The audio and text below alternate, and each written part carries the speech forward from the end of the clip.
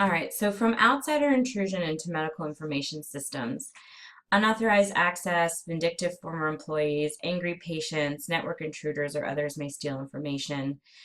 A recent NRC study for security practices in healthcare institutions found no example of detected outside intruder break-in, which is great. Nevertheless, reports abound of intrusion in business, academic, and government sites, um, which is why a lot of people still rely on paper records because of the whole hacking fear.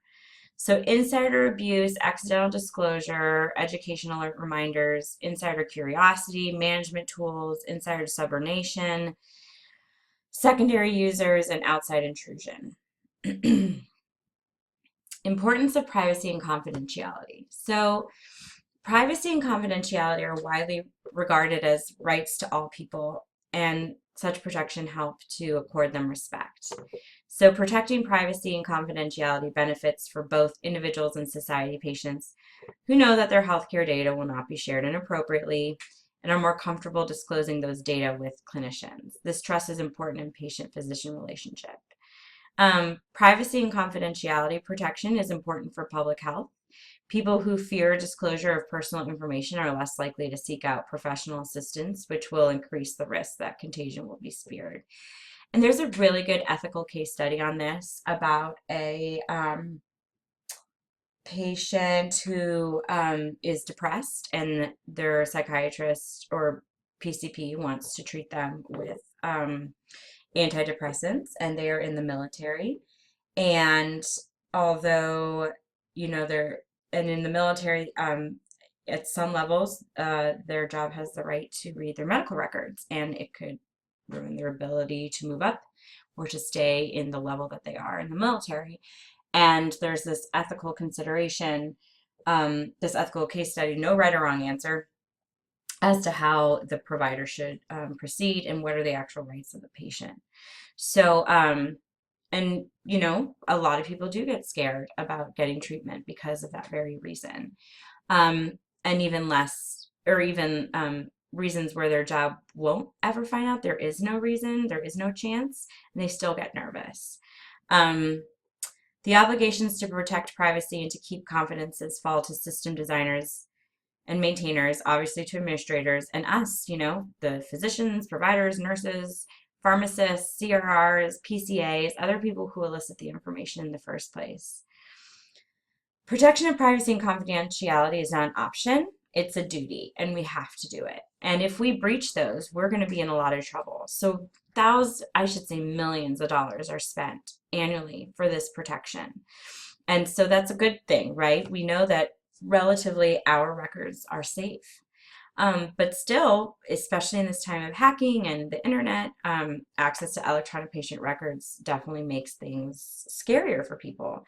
But access to electronic patient records holds promise for clinicians and for other people who need the timely, accurate patient data. So in the olden days, when you would admit a new patient and you needed their current med list and they were unconscious and they came alone and they didn't have their med list on them, you had to scour past medical places, and you would wait for a fax. And sometimes that took a long time. And you don't have that kind of time, so especially if somebody's not doing well. But on the other hand, systems make it easy for clinicians to access data. It also makes it easy for other people to access data. So the proper approach to such challenges is you have to ensure that appropriate clinicians and other people are using that rapid, easy access, and that other people do not have that rapid, easy access. So what are some ways that we restrict inappropriate access to to electronic records? So they're generally divided into technological methods and policy approaches. So technological methods, computers can provide the means for maximizing their own security by making sure that users are who they say they are. So we have our password. Prohibiting people without professional need to access health information, and using audit trials or logos of people who do not inspect confidential records so that patients and other people can review the logs. So really good example. My colleague wanted me to check out her MRI results from her chart. And she's not my patient. I'm not her PCP. So I told her, no, I can't, because it's going to leave an electronic signature. And if somebody finds out, I could get in trouble. But on the other hand, another one of my colleagues is my patient, and she wanted me to look up a result. And I was able to give her that information because I was the one who referred her for that test. So it's kind of that idea. We have technological methods to record those things. And believe you me, you think maybe your organization is too busy or too worried about other things. They are watching everybody's moves and auditing all the time. So policy approaches. The National Research Council has recommended that hospitals and other healthcare organizations create security and confidentiality committees and establish education and training programs. Electronic data and human subjects research. So the use of patient information for clinical research and quality assessment raises interesting ethical challenges, right? And we do this all the time. We get data to prove points. So the benefits of public health loom large in considering record-based research. So when someone says, I'm doing a retrospective analysis to see if this new fall risk tool is going to decrease fall risks in the ER. What right do we have to access those electronic health records just for the point of research, right? These are patient records with names and privacy rights. So how do we do that? How do we get aggregate data in a way that's ethical?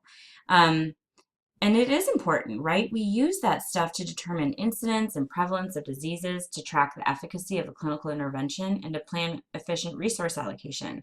So sometimes we like to look at trends. When is the highest time for flu season in the ER? All right, so we know it's going to be February and March. And we know that because we've tracked these trends over time by looking at patients' charts.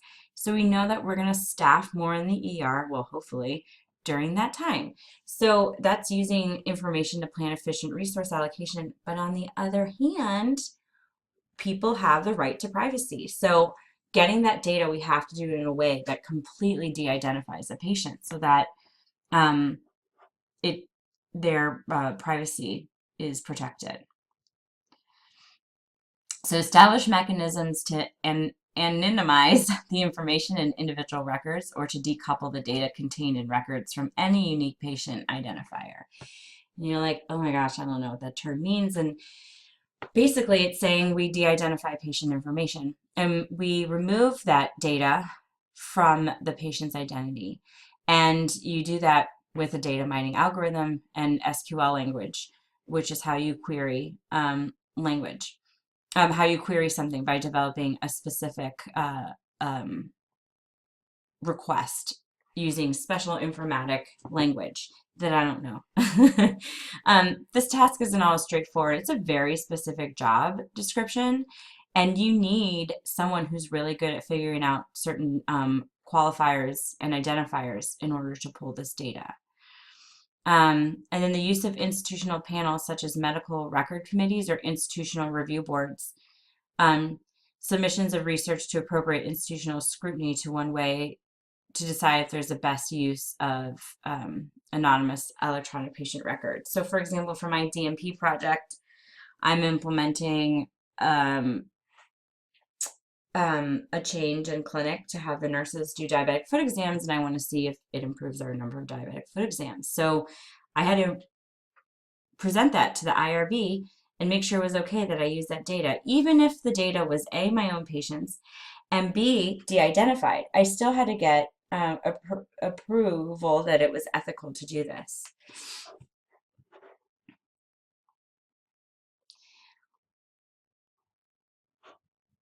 Okay, sorry.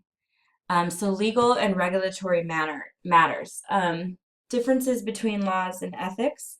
As might be anticipated, ethical and legal issues often overlap. So ethical considerations apply in attempts to determine what is good or meritorious and which behaviors are desirable or correct in accordance with higher principles. And then legal principles are generally derived from ethical ones, but deal with practical regulation of morality or behaviors, right? And then laws. Those are directly, they tell us how to behave under very specific circumstances and prescribe remedies or punishments for individuals who do not comply with the law. So when you look at ethical considerations, this is when you're really having those debates. Which ethical principles are taking priority? What behaviors are desirable based on those ethical principles? Um, and then there's legal principles, which are derived again from ethical principles, but they deal with actual regulation of what's morally accepted in your social society, and then behaviors and activities. And the law is legit, right? It's written down. You cannot do this, so don't do it.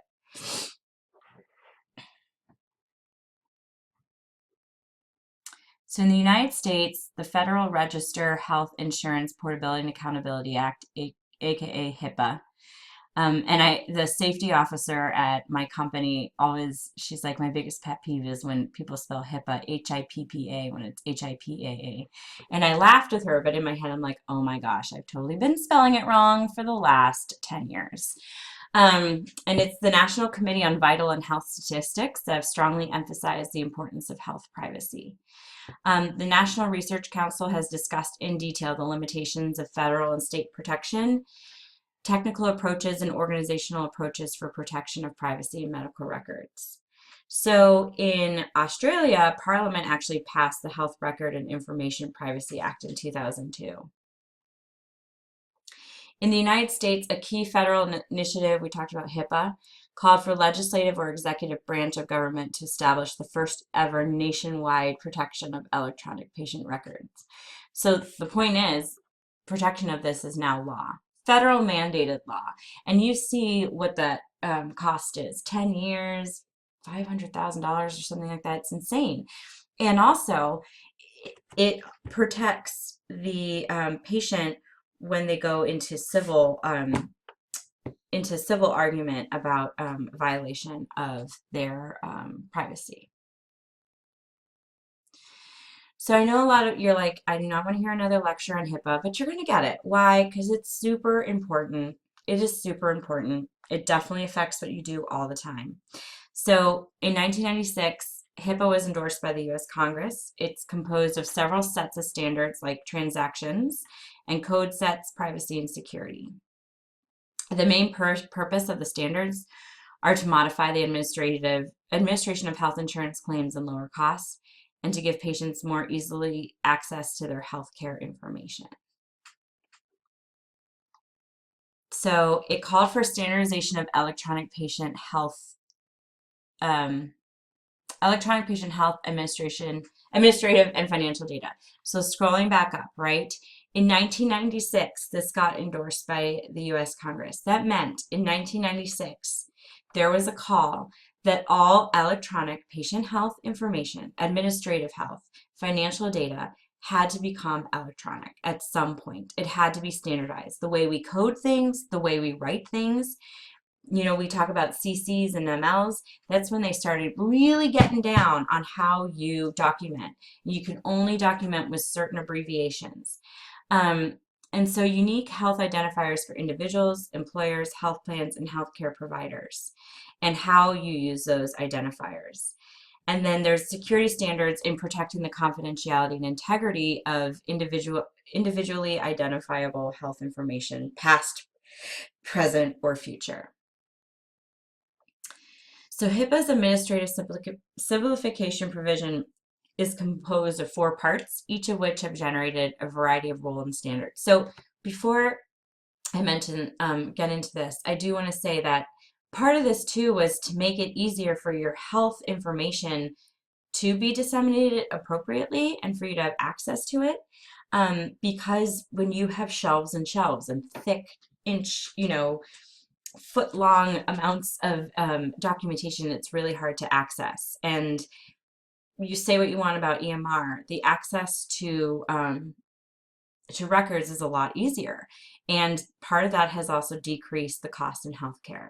So there's 4 parts of the administrative simplification, and that is electronic health transaction standards, unique identifiers, security and electronic signature standards, and privacy and confidentiality standards.